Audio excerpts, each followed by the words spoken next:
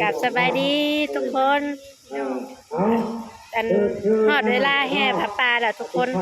ก็เล่าชิ้นย่างขึ้นไปลัดผาป่าอยู่3 แยก 4 แยกแหละถ้ากันย่างขึ้นกับเจ้าหญิงเนาะมาเด้อPPFCมาเที่ยวงานบุญน้ำกันเด้ออยู่บ้านนาดวงใจเนาะกำลังพากันย่างขึ้นไปลัดผาป่าตอนแรกว่าสิได้ย่างพี่น้องได้ขี่รถนะครับเจ้าเอิ้นขึ้นรถขึ้นรถไปลัดกระถินเนาะกระถินสิมาฮอดแล้วขี่รถมาฮอดแล้วทุกคนอันนี้เงินเล่าห้าใช้นั่นก็ได้นี่คนไทยยังนี่มาฮอดแล้วฮอดวันลัดกันครับเป็นรถแห่เนาะฮอดอันบองลัดอันกระถิน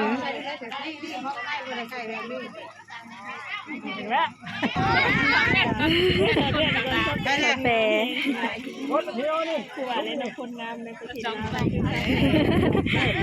มาลัดผาป่าน้ำกันซะลอยอบอุ่นได้เมื่อนี้อบอุ่นอบอุ่นจนฮ้อนมาหอดแล้วทุกคนที่เป็นPPFCฝั่งไทยเป็นมาหอดแล้วแต่ก่อ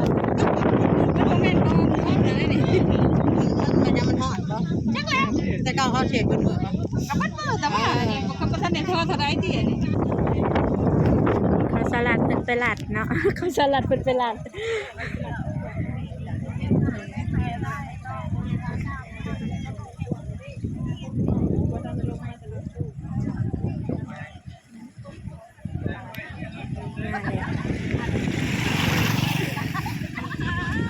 มาบุญน้ำกันเด้อทุกคน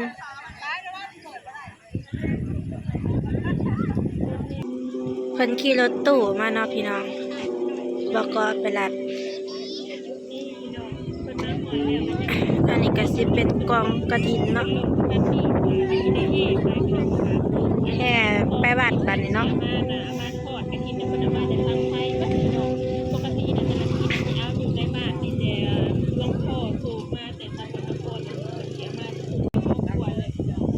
แมนประมาณบ่ายโมงเนาะบ่ายโมงกว่าสบายดีนี่มาครบแล้ว3 สาวเนาะมาแห่บุญกฐินนำกันเด้อจ้าเริ่มแล้วพี่นางเริ่มแล้วพอดแม่สแปะสจิหัวพอดสจิพอด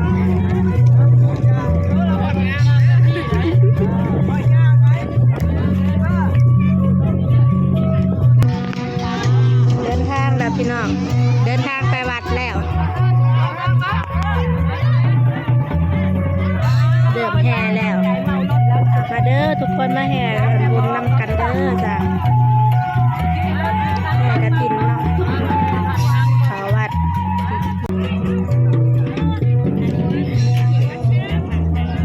อันนี้สิเป็นอันFCทางฝั่งไทยเนาะเปิดมาหอดเป็นกระแห่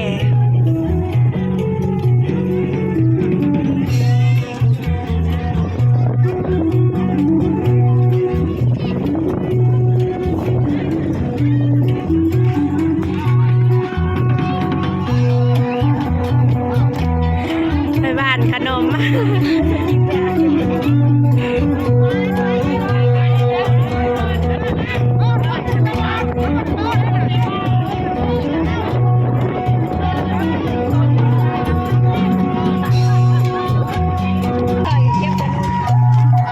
ประเทศมานี่3 ปีนี่แล้วเนาะทุกคนปีนี้เป็นปีสุดท้าย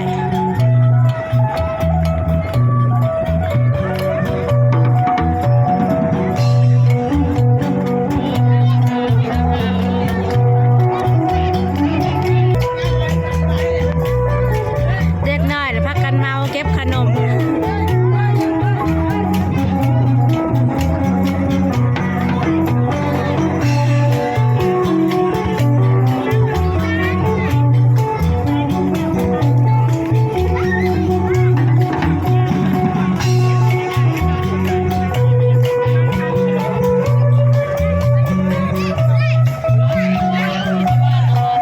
ระยะทางแต่3 แยกหาบัตร1,000 กิโล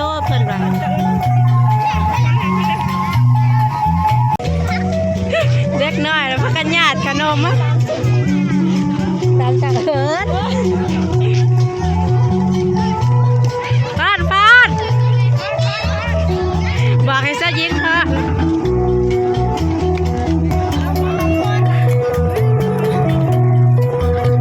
มามวนๆน้ำกันเด้อพี่ๆ FC ทุกคน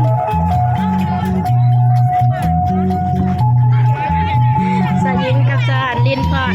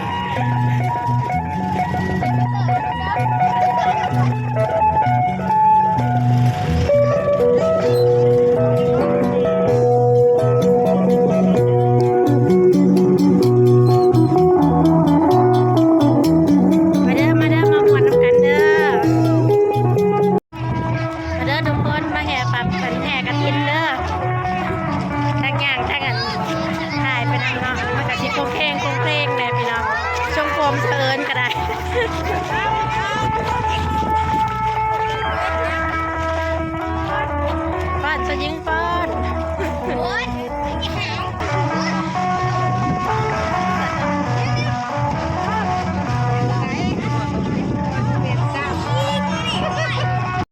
คนข่าวกับคนพี่น้องข้าเจ้าผู้วันข่าวซุกคนกะเกี่ยวข่าวนำเนาะเพิ่นก็บ่ได้มาห่วมบุญนำน่าสิเป็นพ่อแม่ข้าเจ้าก็ได้แต่ลูกๆกำเฮ็ดเวียกเนาะคนข่าวเพิ่นก็ได้หลายเติบเลยบ่ขอละขะย่างค่ะ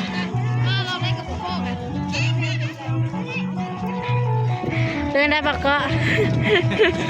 ม่วนอยู่มันปีนี้คนหลายสบายดีพี่น้องมาเอาบุญกันเด้อปีนี้คนหลายม่วนคณะผู้นักเรียนมานำสิหลายเป็นสลัดปีละเทื่อได้ปีจะถึงบ้านเขามาเอาบุญกันเด้อพี่น้องมาเด้อจ้าแต่วันนี้แนวอีกแล้วพี่น้องตะกี้นะเงียบไปเนาะเพราะว่าจักเพิ่นเป็นหยังเพิ่นสะดุด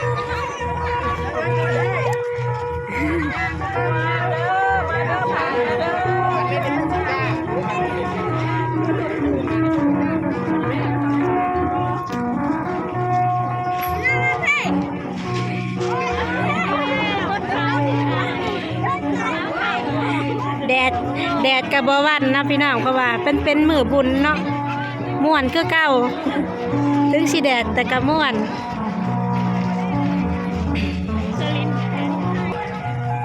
พอนสยิงพอน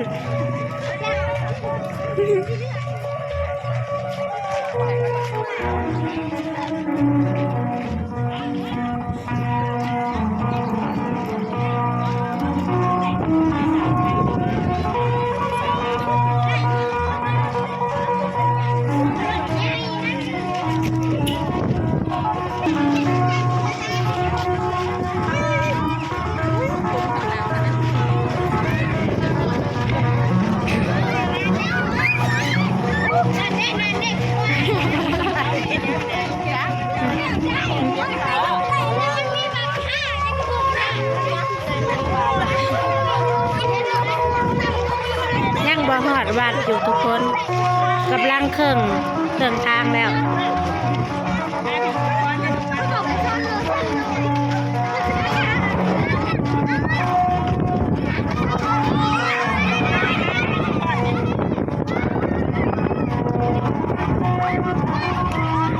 ข้าวหวานขนม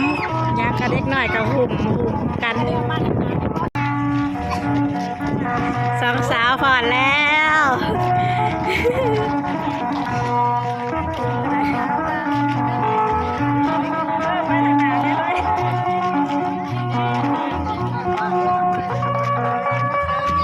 มวนนำกันเด้อทุกคน ใกล้สิฮอดวัดแล้วทุกคนใกล้แล้วอีแม่น่ะหมวกเขียวเสือเขียวทุ่งเขียวอีแม่น่ะสีเขียวเหนียวซับเราอ่ะลูกสาวก็ยังสีเขียว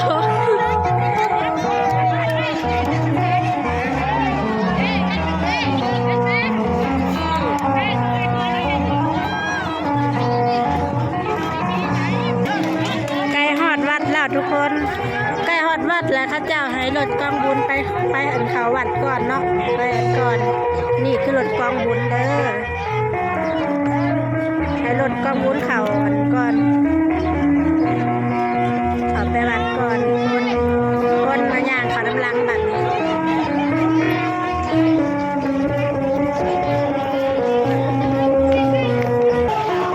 นี่สแปะเห็ดแล้ว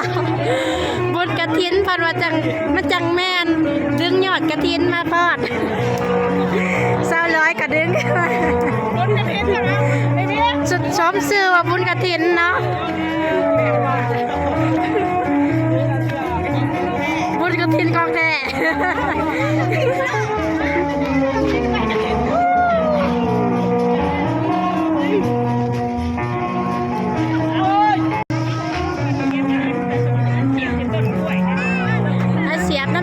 เสียบน้ำแน่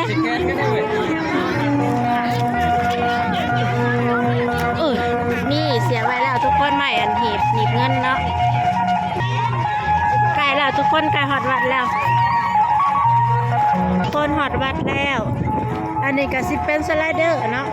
เพราะว่าในบุญนี่บ่มีหยังนอกจากสไลเดอร์มาให้เด็กน้อยเด็กน้อยก็มากขนาดกิ้งเร่งลูกบอกก็นั่งกินแก้วมากขนาดสาวกินแก้วน้องกินแก้วลูกบอกก็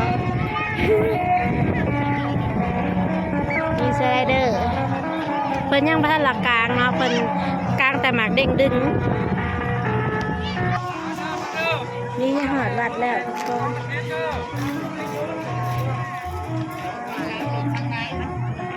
มันก็คือทางเขาวัดเนาะ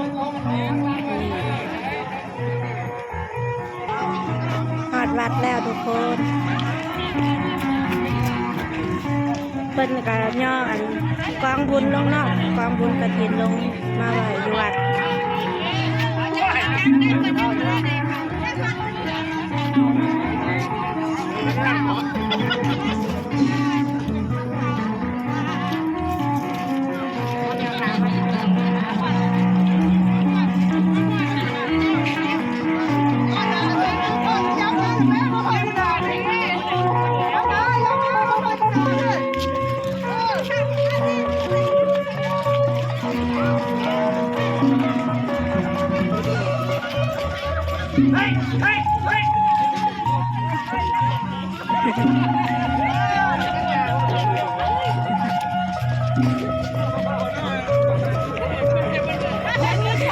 ยังม่วนอยู่เรียกข่าวมาบ่ได้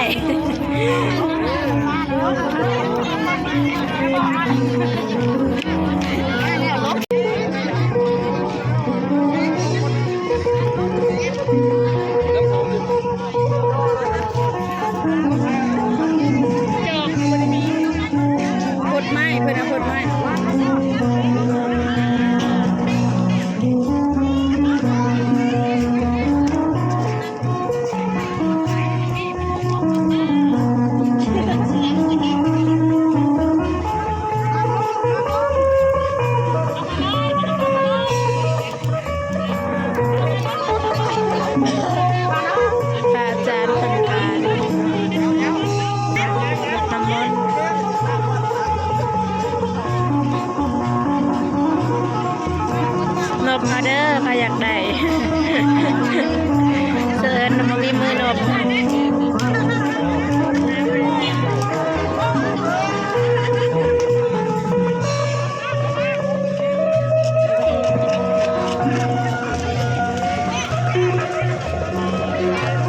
ยับปูท่านได้ไปปูวัดละไปไม่เหนื่อยข่าวแล้วทุกคนเนี่ยข่าววัดแล้ว หาหมูเลยตัววัดเป็นอะไร แห่ขาวัดแห่ขาวัด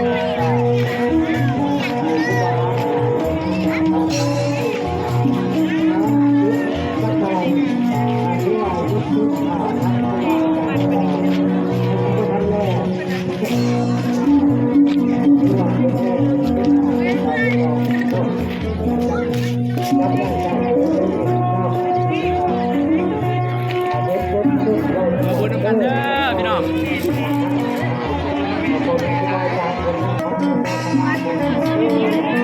บัดนี้ก็สิแห่อ้อมวัดเนาะทุกคน3 รอบ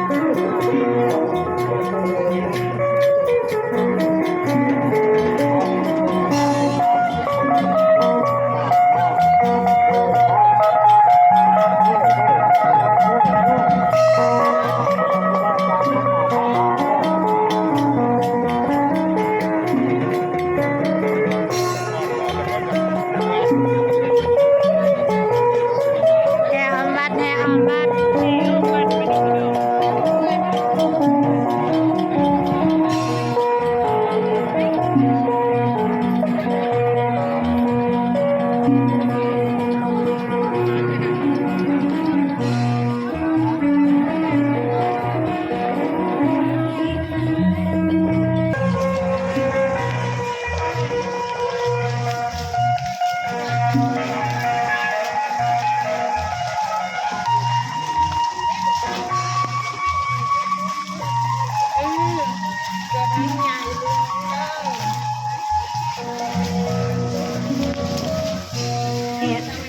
อ้อม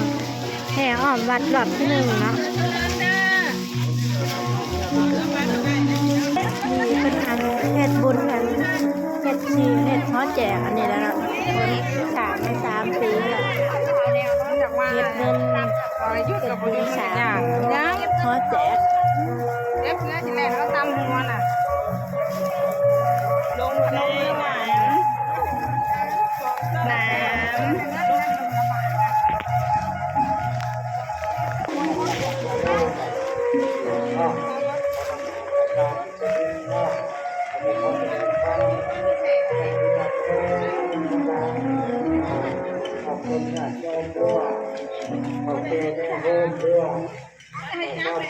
กำลังได้หอบหนึ่ง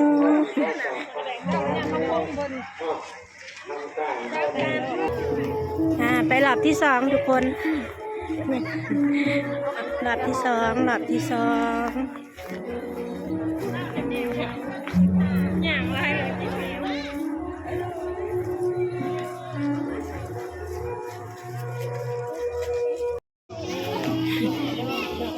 ได้2 รอบแล้วทุกคน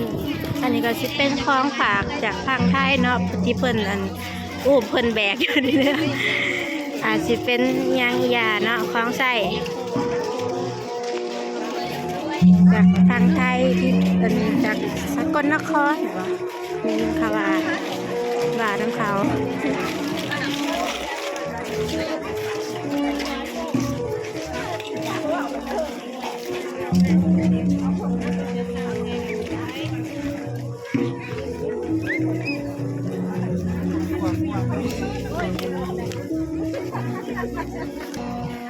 หลับสุดท้ายทุกคนเหมือน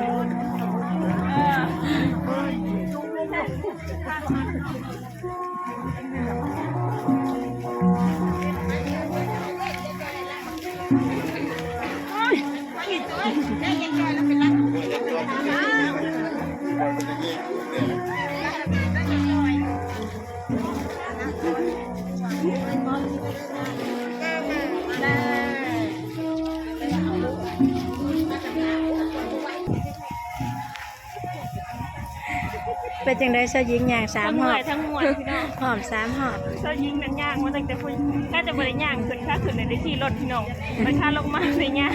ยางแห่ลงมาแล้วก็มาอ้อมอยู่วัดอีกเนาะ3 รอบ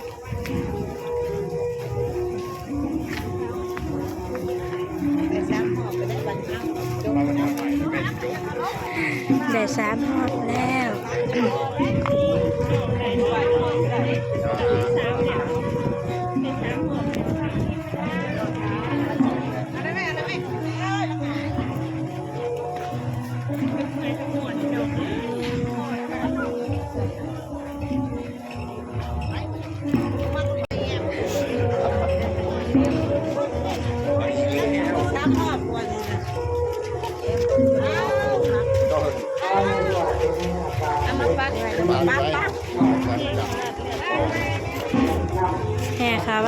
พี่น้อง เอาไปวางไว้ก็เคยนั่งบนท่านได้ถวายขอบทานเด้อนั่งเป็นอยู่ในตู้พี่น้อง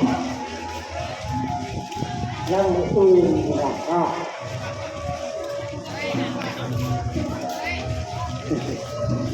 จบยังม่วนอยู่พี่น้อง